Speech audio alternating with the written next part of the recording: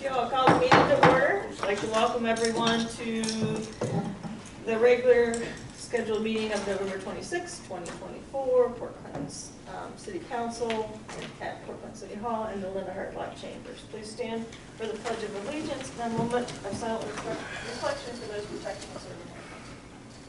I pledge allegiance to the flag of the United States of America and to the republic for which it stands, one nation, under God, indivisible, with liberty and justice for all.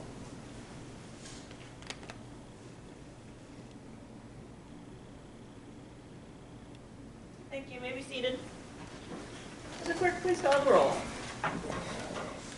Beth Gilman. Present. Margaret Phillips. Present.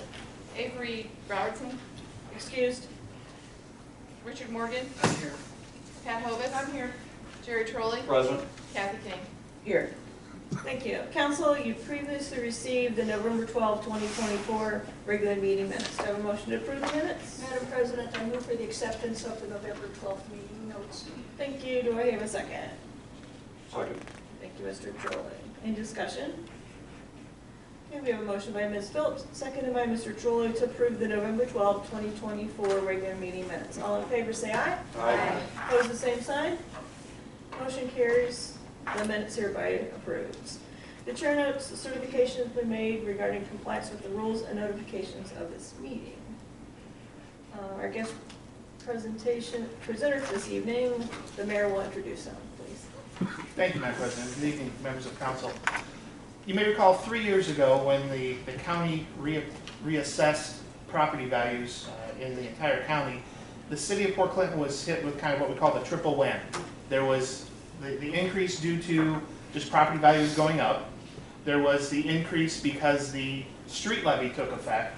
And then there was a unique increase because the Port Clinton School District reached the floor of 20 mills on inside millage. Well, this last appropriation, the floor was met again at a greater level than the triple whammy of a few years ago. I know I've been approached, I believe several of you have been approached by taxpayers in the community asking questions about that. I've invited our county treasurer, Tony Hatmaker, in today. We had a great conversation. He and I had an hour-and-a-half long conversation over lunch last Friday. Ms. Hovis was kind enough to invite him into the Finance Committee meeting just prior to this, and we've asked him to come to speak to council to talk about this so people can understand what's happening in case someone approaches you. You have a little bit better understanding of what's going on, and of course, this will be placed on the interweb as well, so people have the opportunity to watch and hear that. So without further ado, I'll turn it over to our esteemed guest. Thank you. I'm going to go into a little bit of history on property taxes in Ohio. In the mid-70s, the country was experiencing a period of high inflation like we are now, and in California they did something called Proposition 13, which severely limited tax increases there. Ohio wanted to get in front of that here, so they came up with something called House Bill 920. It was adopted in the 77-78 time frame. And what House Bill 920 does is it essentially freezes all voted levies at the dollar value. I'm simplifying this, there's a lot more detail to it, but in broad terms it locks the levies in. Say a levy's passed and raises $1 million the first year, it still raises that million. Say that first year was 1980, it still raises that $1 million in 2024. How it does that is through what are called reduction factors and the effective millage of that rate. Say it was 1 mil when it first passed, that the effective millage in 2024 might be 0.5 mils. So that's the mechanism how it raises that same dollar amount. There are two important exceptions to House Bill 920. The first one is inside millage. That is 10 inside mills that are part of the Ohio Constitution. That is divvied up between the county, the municipality or township, and the school district. For the city of Port Clinton, the breakdown is the county gets 2 mills, the city gets a total of 4.2 mills, which you have divided up and I think some of it's devoted to your police pension. And then the school district gets a total of 3.8 mills. 1 mil of that is they've designated for permanent improvements. And the other important exception is the 20 mil floor. And that came in, I think, a year after House Bill 920, and that was meant to make sure that communities had a certain level of funding for their school districts. And when it first came in, it really only applied to the Ohio River area districts, which would not pass levies, period. So the legislature said, okay, we're going to levy 20 mils so that level of support is there for school districts. Now, go out 50 years and we have a quite a bit different scenario. About more than, I think about 2/3 of the districts in Ohio right now are at the 20 mil floor. Some of that's been done through natural growth. Danbury and Put-in-Bay would be examples of that. Other districts have done things, let me back up. Only certain levies count against the 20 mil floor, operating levies. Emergency levies do not, substitution levies do not, bond issues do not, permanent improvement levies do not, school district income taxes do not count. So if you have those levies, those don't count against the floor. They're not counted in your base 20 mils. So a lot of districts undertook strategies to pass essentially emergency and substitution levies to get their effective millage down to 20 mils and how the mechanics of that works is Port Clinton was at the 20 mil floor, and because of the valuation increase, their effective millage is going to drop. So the 20 mil floor adjustment takes them back up to 20 mils, and this all happens as a matter of law, but it's unvoted. And the intent of House Bill 920 was if you wanted more money, you had to ask for it. And the 20 mil floor essentially circumvents that. To give you some idea of the magnitude for Port Clinton, they're looking at about a 5.1, the school district at about a $5.1 million gain due to the 20 mil floor adjustment. If that would have been a levy on the 2024 ballot, the millage would have been based on the 23 values, and it would have been a 6.8 mil levy. And that's going to come on as an unvoted. And another way to look at it is the 20 mils on the residential and agricultural properties raised about a little over 14 million for tax year 23. That's going to jump to a little over 19 million for tax year 24. So it's a significant increase for the community as a whole. On an individual basis, I'm going to round up a little bit here for simplicity, but I should back up again. The average increase for the school district evaluation was about 34%. If your valuation increase was around that 34%, you can expect to see your tax bill go up by about 22%. About 8% of that will be due to the inside millage. The remainder will be due to the 20 mil floor adjustment. So in the school district gets some of that inside millage. So on an individual basis, if your tax bill was $2,000 a year, it's going to approximately go up to $2,500. If your tax bill was $3,000 a year, it's going to approximately go up to $3,750. So these are significant increases that, and this just isn't unique to Port Clinton. Same thing's going on in Danbury, Oak Harbor, Genoa. All the districts in Ottawa County are at the 20 mil floor, so they're all getting these unvoted adjustments. And they are legal, they're a function of law, but it is significant. I think a layman's read of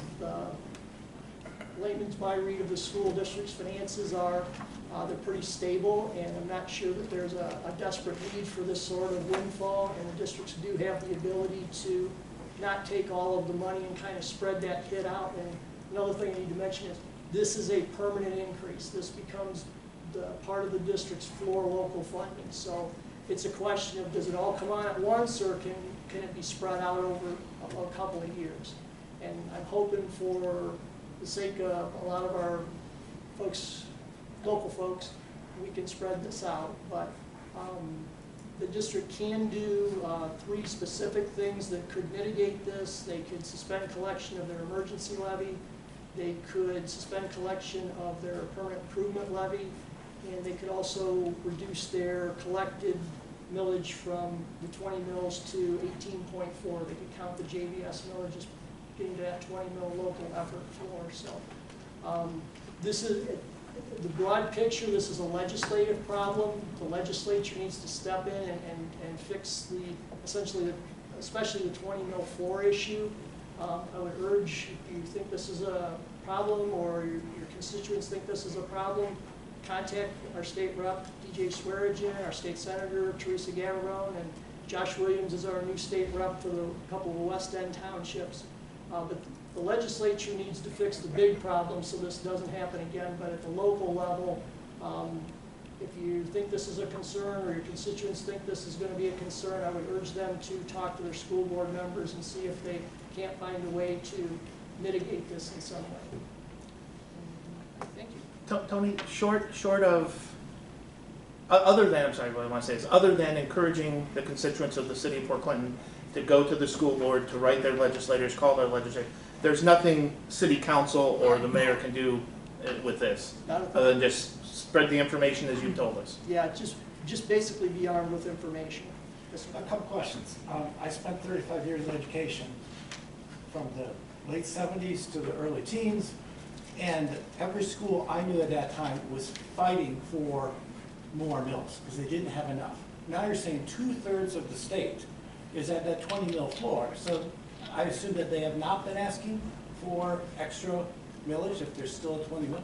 Well, what's happened is a lot of districts, I was at a seminar about 2 weeks ago, of the 2/3 of the districts, let's just say there's about 400, 450 that are at the floor of the 600. About 75 have gotten there through they didn't do anything to get there. In Ottawa County, Danbury and Clinton Bay fit that bill.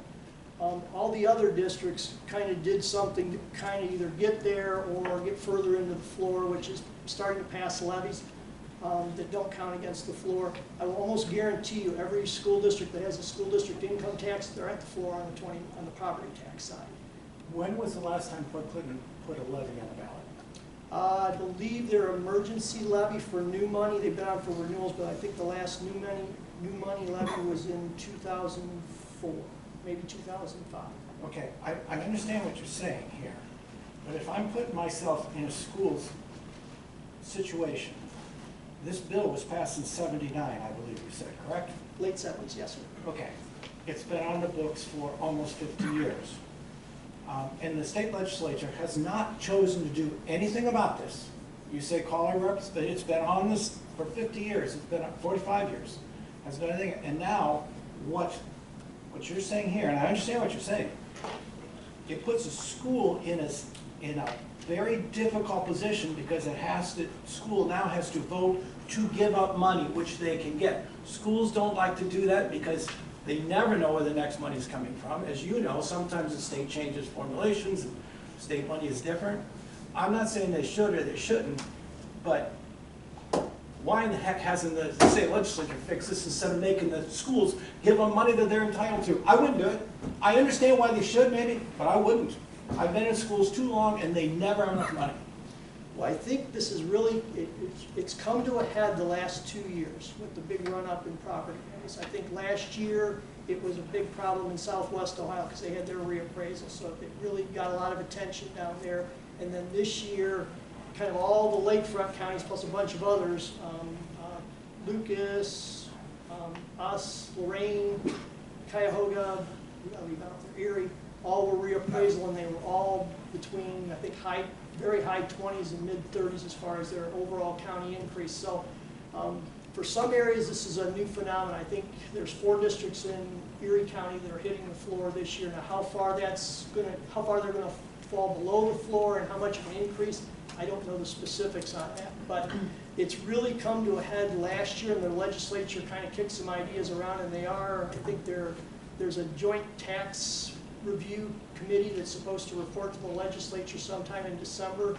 But I think the thing to do is keep the pressure on them to address this, because again, if you believe in House Bill 920, which is you're supposed to ask for the money before you get it, this 20 mil floor adjustment mechanism is flying in the face of that. I mean, what would also help, and this is beyond your choice here, if when they decided how much my house was worth, if they would not put me up against vacation rentals or short-term rentals, that would solve a lot of the problem. I know a guy in Marlboro, that mows lawn, he's lived there for 40 years. All these houses, he lives there. All the houses near him are vacation rentals, and they're huge, worth zillions. So his property goes up. And my property value goes up because some guy from out of town buys a house for twice what it's worth, makes it a short-term rental, doesn't care if he makes any money. In the meantime, my taxes have gone up, his taxes have gone up, and I'm sorry, I cannot be mad at the school for this. I cannot be mad at the school. Yes, it would be nice if they would voluntarily give up that money. I can't imagine too many schools doing that, too many businesses doing that, too many governments doing that. Who gives up money that they're legally, morally entitled to? No one does that. And I understand what you're saying, but it shouldn't be on them. It should be on our state legislature or whoever makes those rules, because you're putting the school in a very difficult position. That's it. I remember 9/20. I was teaching at that time. The 9/20, when Fred Deering, remember Fred Deering? I went to a meeting where he was because I didn't understand what was going on. And he explained it, and he says, you're going to hear in the future a lot of problem with this because 9/20 says if you got your million and you did a renewal, you're going to get less. So if you go for a new one, you probably won't get the renewal to go through as a new money thing. And that people didn't quite understand any of that, and we are now going through this. If you looked at any of the tax valuations for schools, you know, looking for an upkeep, more money, whatever, I agree with you. If you give it up, you're never going to get it back, and anything until they do change it at the state level, we are going to have money problems, because every time you renew, you get less. What you think you're getting less anyway. Well, your flat renewals, it's the same amount money. It's the replacements that bring you up to the current millage. So your renewals you stay the same. That's right. And now that's what it is, but people were going for renewals because they knew they couldn't get the higher amount. What they're doing now, with how horrible it is, because again, they didn't plan this out very well, we are seeing the problems continue, and I expect they will until they really got busy and start doing something. Well, there's no perfect school funding formula. I mean, if you look at the 50 states, there's, I think, 50 different ways that schools are funded.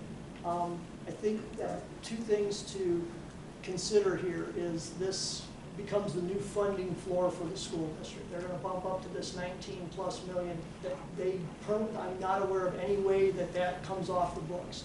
The question is, does it all have to come on the books this next year, or could it be spread out? That's where I think there hopefully would be some consideration of the effects on the folks who live here. And again, the folks who don't live here, I have a lot of sympathy for them.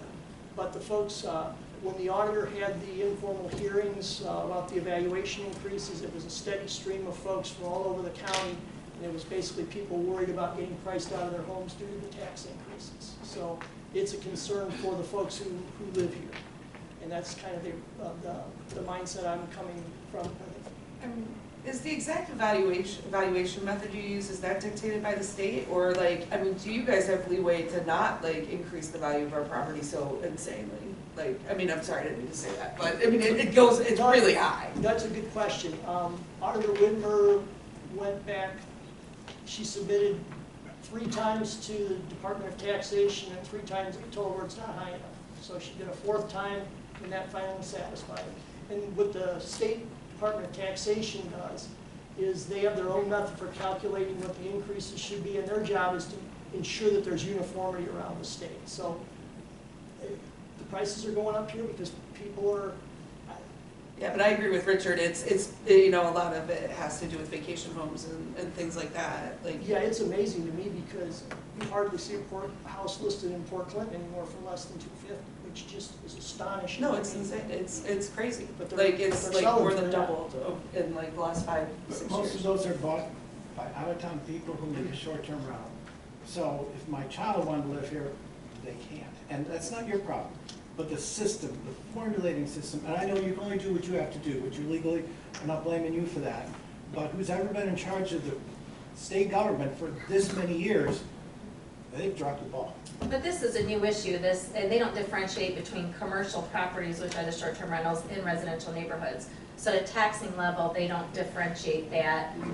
That's a zoning thing, and when they're taxing, they don't do it. There is a commercial, like you'll see some properties pay a commercial tax, but again, that's a zoning thing. But maybe that's something the state legislature needs to look at, is how do we Yes. differentiate property taxes for residential Because it is different than it was homeowners 20 years ago, right? versus people who are using properties as a business. And maybe that's something the legislature needs to look at and take up.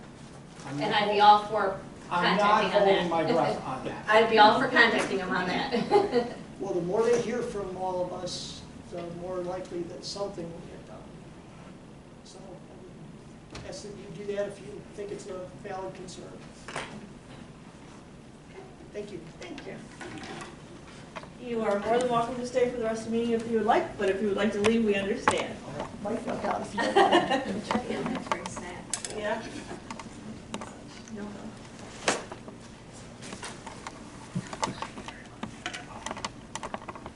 Okay, we have no public comment, correct?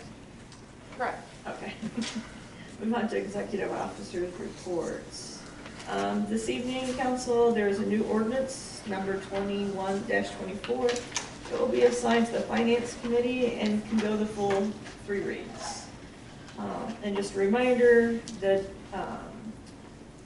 December 24th meeting, which is Christmas Eve, has been moved to December 17th at 6 p.m. So then that will be our last meeting of the year, saying that we do not have to have any type of emergency meeting before the end of the year. I would just like to wish everyone a happy and safe Thanksgiving. And if you didn't make it up for the Sip and Shop this weekend, it was very nice. There were a lot of people showed up. It was very, very nice. So, go on to the mayor's report. Thank you, Madam President. Good evening again, members of council. Again, I want to thank County Treasurer Tony Hatmaker for coming in and making his presentation. It's amazing, as I said, I had lunch with him last Friday. It was an hour and a half discussion. At the Finance Committee, it was about 25 minutes, and I think he got everything done here in about 10, 12 minutes, so he's getting better at his presentation.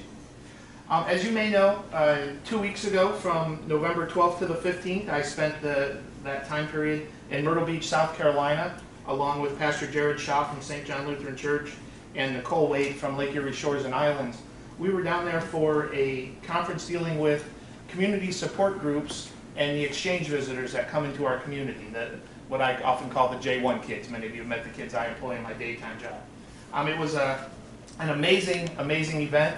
I got to meet some wonderful people and share stories and learn about how the community has come together in other locations to welcome these visitors that keep our economy flowing during the peak season. And I hope here very shortly I'm creating my own presentation based on what I've learned, that I would have the opportunity to come here at a later date, take off my mayor hat, put on a different hat, and talk to all of you. I'll also be going out into the community to speak at various organizations. As President Council mentioned, Sip and Shop this past weekend, and the tree lighting was a wonderful event. I want to thank, of course, Nancy Green and her family. Nancy lives at 321 East 3rd Street. She's the one that donated the lovely tree that we have in our downtown area. Ken Gill Construction, his folks came in and transported it from its location to where it sits now at Perry and Madison. And of course, Luke Johnson, who's supervisor of our service department, and his team for not only decorating the Christmas tree, but putting up all the lights and decorations in our downtown area. December 7th, mark your calendars. It's that Saturday. Santa Claus is coming to town, believe it or not. He'll be at the a la carte after hours from 3 to 5 to meet kids of all ages. And then following that, at 5:30 is a parade down 2nd Street from the old community market parking lot to Adams Street for the tree lighting. Santa will be at the tree lighting in his house immediately following the tree lighting for kids to see. And then, of course, Santa will return several times throughout the month of December. Every Sunday in December, well, the 8th, the 15th, and the 22nd from noon to 1. And then on Wednesdays, the 11th and the 18th from 5 to 6 p.m. for folks to come in. And again, Santa wanted me to point out, and he has me mention this every year, pets are fine, dogs, cats, absolutely no snakes, no spiders. No snakes, no spiders. I want to emphasize that. Santa said there's 2 doors to our Santa house there on Adams Street, but if someone walks into a snake or a spider, there'll be a Santa-shaped hole in the back wall. So, Like Indiana Jones. yeah, yeah. Worse than Indiana Jones. Council, you all received an email that the city is ringing the bell for the Salvation Army. We'll be at the Friendship Food Store here at Perry and Buckeye on Thursday, December 5th, 2-hour shifts from 10 to 4. If you are able and willing, please contact Ms. Ostheimer to sign up. Again, that's Thursday, December 5th. We have shifts from 10 to 4. Many of you probably noticed that for the past 2 years, for several years, flags have been placed along Perry Street on Memorial Day, 4th of July, and Labor Day. And for the past 2 years, that same group has placed them along Perry Street for Veterans Day. I just want to extend a thank you to those volunteers that come into our community and do that. It's a great addition. Dealing with folks from outside of town, we all are accustomed to seeing that, but it's a great tribute to our community for doing that, and I want to thank those folks that do that. Wreaths Across America is coming back to Port Clinton. As you may know, they select 2 communities a month, or 2 communities a year. It's our turn again on December 14th at 11 a.m. At the cemetery at the far east end of 3rd Street. It's again nice and smooth to get there. But Wreaths Across America will start there with the ceremony, lay wreaths at the veterans in that cemetery, and then go to the old cemetery halfway down the block to finish that up. You may have seen some activity along Lakeshore Drive. Most of that is in conjunction with the revetment project, replacing the rocks along Lakeshore Drive. The first phase of that is moving the utility poles from the north side of the street to the south side of the street. The poles are staged down there. Our folks met with First Energy yesterday to make sure they didn't hit the water and sewer lines located on the south side. So you'll begin, it's anticipated next week to see those poles get placed, and eventually the utility line to move to the south side, and those poles on the north side disappearing. The other activity that is currently underway is the installation of the traffic light, the traffic signal between Docks and Ed's. A few weeks ago the sidewalk went in, a few other things have happened, but that traffic light is going to be up here pretty soon. It won't be activated right away, but there's a process they'll follow with that. Street lighting. First Energy contacted me, their government liaison contacted me the other day and wanted to remind folks, now that it gets darker early, people are outside when it's dark. In summertime it doesn't get darker until 10 o'clock at night and everybody's sleeping at that point. But if you see a street light that is out, call the Port Clinton Police Department non-emergency phone number at 419-734-3121 to report that traffic, or not traffic light, the street light not working. And if you can get 1 or 2 bits of information, for instance, the street light in front of 1234 Street, or the street light on pole number X. That way it gives a little better description. I personally noticed 2 street lights that don't go out, and those have been reported. There's one in the 100 block of West 3rd Street near A La Carte Cafe, and another one in the 300 block of East 3rd Street in front of the Senior Center, so no need to report those. Of course, happy Thanksgiving to everyone. I also need to point out about an hour ago, I received a text message from my cousin that her daughter, Morgan Beers, who's in the 6th grade at Port Clinton Middle School, she's 12 years old, got her first buck with a bow today, about an hour and a half ago. And then finally, of course, it's that week. Go Bucks. Yeah. OH.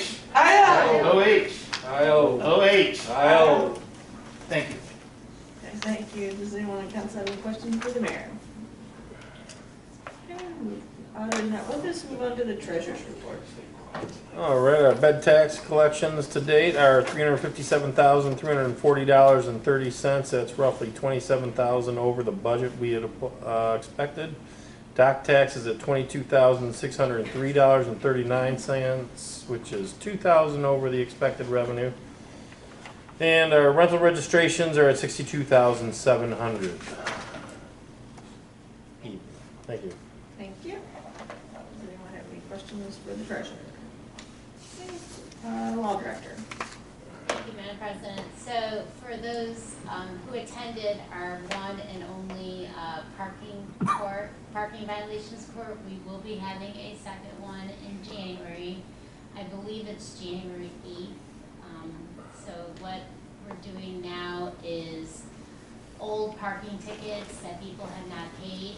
So we will be seeing people from 2022 who have outstanding tickets, and we'll see who shows up. We sent out about 20 summons, so we'll see how many people show up, and that begins at 6 o'clock here. We'll see how that goes. Okay. Does anyone in council have any questions for the law director? Okay. Mr. Colston, Safety Service Director. Nothing except if there's any questions, and happy Thanksgiving, everybody. Please be safe this week and weekend. One question. Yes, Do you sir. have an end of time for picking up leaves yet? You don't have a date of that yet? We do not. There's still a lot on the trees from what I've seen, so we're gonna go till our equipment or snow gets to, we can't pick it up. What happened, Jerry's right. The drought brought leaves down early on the littler trees, but the warm October kept the leaves on the, it's been the longest leaf season I've ever done. So you guys are working. We're Yes. out, Yep, so. I understand. All right. You know, if it freezes up or we get a bunch of snow, then we're gonna be in trouble. Right. 'cause Other our than that, if it doesn't happen, We'll keep doing it. someone will notify us at the last Yeah, date. we'll All right. definitely post it, believe me. Okay, thank you. Thank you. Move on to city staff. Mr. Chrisman, do you have anything this evening? Thank you, Madam President. An update on the IT upgrade for the city. This Wednesday, we'll be transferring email servers to the Exchange server, so starting Wednesday at 5 p.m. I ask that anybody with a city email address do not access your email for the remainder of the weekend. Email will be available again starting Monday morning around 8 a.m. We need to do a verification that the transfer was done correctly before we can approve all of the access to the email. So it's the biggest portion of this project, sort of the most pivotal portion because it affects day-to-day operations for quite a few people. So I'll be providing support over the weekend. Marty will be in handling the transfer, and hopefully everything goes smooth and business will continue on Monday morning without interruption. If everything goes well, that will be the final domino to fall to finish a lot of the back-end work for the new city website. A lot of the routing trees for notifications and emails and workflows have to be set up after the email has been migrated over. So the go live date or the potential go live date of around the first of the year for the new website will have to be moved a bit to the right. It's taken longer to transfer the email server than anticipated. Still looking for soon after the first of the year, maybe February being the go live date for the new website. Other than that, we had the first city chat on November 14th at the Arts Garage. We had a great turnout. More than a dozen people showed up.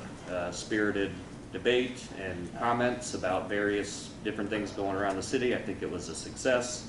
Had a lot of feedback from everyone who attended. Thank you to everyone who attended. The next one will be December 12th, same place, same time, the Arts Garage, 6 p.m.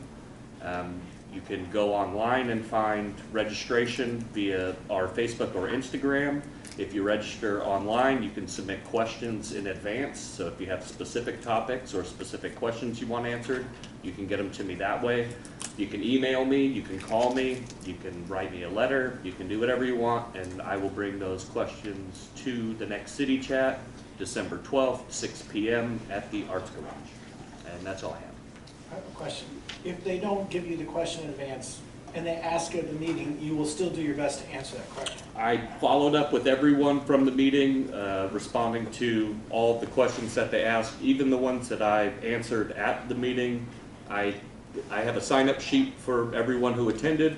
If you gave me your email address this week, Monday, you got an email with a summary of all the questions that were submitted along with the answers, along with questions that I didn't have answers for and the follow-up answers to those questions. It went out to everybody that attended. So. Thank you.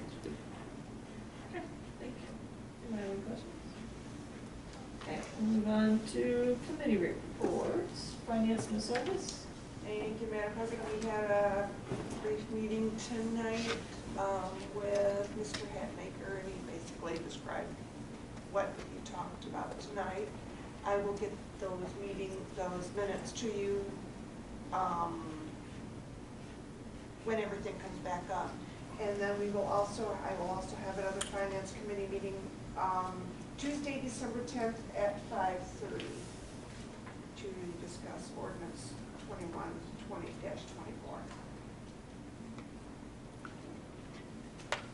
That's it. Thank you. Environment and Public Works, Mr. Trolley. Nothing tonight, Madam President. Thank you. Safety Services, Ms. Phillips. Nothing, thank you. Economic and Community Development, Ms. Goodman. Nothing tonight, Madam President. Thank you. Move on to correspondence. In our correspondence this evening, we have the Architectural Review Board, October 24, 2024 meeting minutes. Do I have a motion to approve the correspondence? Madam President, I move to approve the correspondence as presented. Thank you. Do I have a second? Second. Thank you, Mr. Troy. Any discussion? I have a motion by Ms. Phillips, second by Mr. Troy to approve the correspondence as stated. All in favor say aye. Aye. Opposed, the same sign. Motion carries. The correspondence is hereby approved. We move on to readings of ordinances and resolutions. Under third readings, we have ordinance 20-24. Would the clerk please read by title and summary only, ordinance 20-24. Ordinance number 20-24, an ordinance authorizing the chief of police to enter into an agreement with the State of Ohio Department of Natural Resources for financial assistance for the operation of the Port Clinton Harbor Patrol and appropriating funds for the calendar year of 2025. Thank you. Does council wish to take any action as to ordinance 20-24? Madam President, Mr. Trolley. make a motion that we adopt ordinance 20-24. Thank you. Do I have a second? I'll second. Thank you, Ms. Solis. Any discussion? Okay, my motion by Mr. Trolley, second by Mrs. Hovis to adopt ordinance 20-24. Would the clerk please call the roll? Richard Morgan? Yes. Beth Gilman? Yes. Pat Hovis? Yes. Jerry Trolley? Yes. Kathy King? Yes. Margaret Phillips? Yes. Thank you. Motion carries by a vote of 6-0. Ordinance 20-24 is hereby adopted. We have no second readings. Move on to first readings. Would the clerk please read by title and summary only ordinance 21-24? Ordinance 21-24, an ordinance appropriating certain funds for the operation of the city of Port Clinton, Ohio.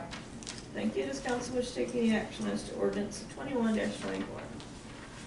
Seeing none, ordinance 21-24 will be moved to a second reading at the next regularly scheduled council meeting on December 10th, 2024. Move on to business from the floor. Mr. Martin. Yes, I went to Mr. Christmas City Chat on November 14th, and it was very good. I encourage anyone who has any questions about the city to go. He explained a lot of things to a lot of different people, and some people didn't like what he said, but you know, that's how politics goes. He handled it well, and I thought it is an excellent thing to do, and I encourage anyone to ask you, have him go. It was an hour 15 maybe, and worked out well. It was very good. So we should do those. He should keep doing those. It was good. Thank you. Ms. Phillips. Thank you, Madam President. I have not heard too much, but I did get a question today about Commodore Perry crossover and the pole changing, and I'm glad you spoke because then I can call these people back and give them the rest of the information. That was very good of you to do that. Thank you. Mrs. Hovis. Nothing tonight, other than I hope everybody has a happy and safe Thanksgiving. Thank you, Mr. Trolley. Just happy Thanksgiving, everybody. Be careful out there. Thank you. Thank you, Mrs. King. Happy Thanksgiving. And Mrs. Gilman. Sing happy Thanksgiving for everyone. Wait. No further Michigan, business. Michigan. No further business. I would entertain a motion to adjourn. Madam President, I move this August Friday adjourn. Thank you. Do I have a second? I'll second. Thank you. I have a motion by Ms. Phillips, second by Mrs. King to adjourn. All in favor, say aye. Aye. Opposed, the same sign. Thank you. We're adjourned.